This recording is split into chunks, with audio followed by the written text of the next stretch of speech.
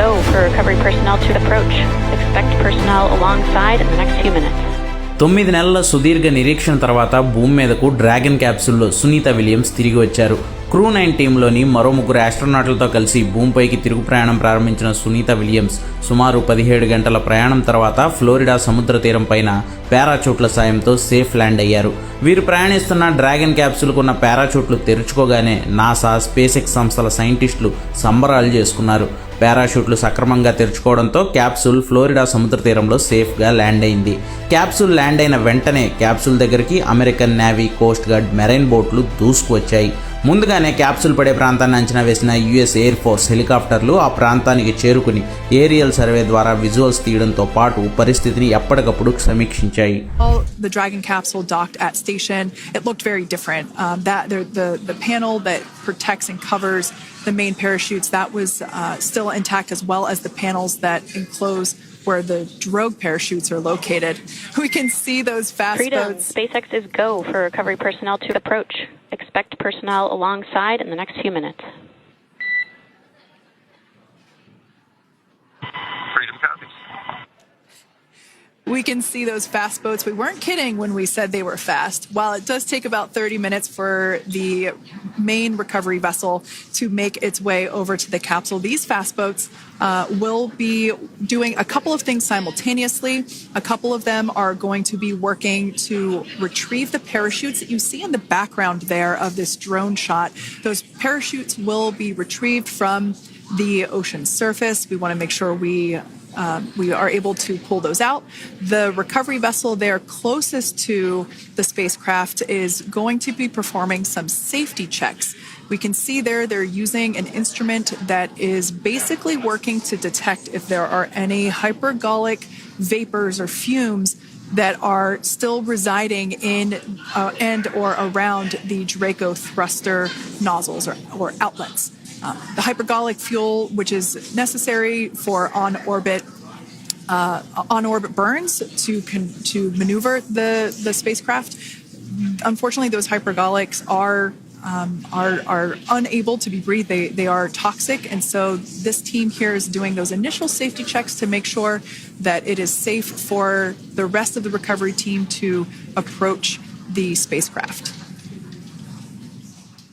They're also checking to make sure that any residuals. As stable one configuration, that's kind of the ideal configuration following splashdown. It's upright, and the Dragon capsule's in the right configuration for it to be hoisted into the recovery vessel Megan, which you do see a little ways off in your screen approaching.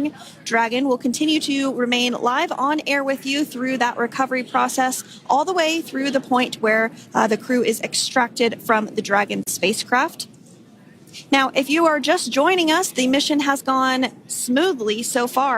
Dragon successfully splashed down off the coast of Tallahassee, Florida at 2:57 p.m. Pacific, 5:57 p.m. Eastern Time this afternoon. Approximately 17 hours prior to splashdown, Dragon autonomously undocked from the International Space Station, completed a series of departure burns, jettisoned its trunk section, and performed its final burn, the deorbit burn. This placed the Dragon spacecraft on a trajectory toward Tallahassee, Florida. Dragon successfully re-entered the Earth's atmosphere, followed by deployment of its parachutes to slow the spacecraft down to a gentle splashdown. We're now going to follow the Freedom. Hypergol sweeps and unfired ordnance checks are nominal. Rigging is in progress. Approximately 25 minutes until capsule lift. Were complete. They didn't find any of that upon those checks, so we'll continue to move through the timeline. Next up is a process called rigging, which you see happening right now on your screen. This is when a SpaceX recovery personnel actually works to climb aboard the capsule and work through procedures ahead of lifting onto the nest of the recovery vessel Megan. We heard it's going to be about 25 minutes or so until when it returns to Earth.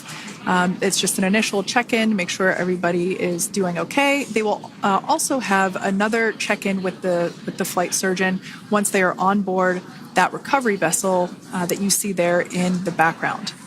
We can now see that SpaceX recovery team member They're on top of the Dragon spacecraft. They are going to be working to install plugs in the Draco thrusters to ensure that none of those, and to ensure that no more hypergolic fumes or vapors come out from the Safes any pyrotechnics that may still be present on the vehicle and may automatically perform additional minor system reconfigurations. The astronauts will remain seated and in their suits at this point, but the onboard air conditioning keeps things temperature controlled inside the spacecraft so the crew remains comfortable, and the communication systems. Freedom, SpaceX, ComCheck. SpaceX, this is Freedom. We loud and clear. Copy that, Freedom. Have you loud and clear as well, and Dragon to ground is no longer private.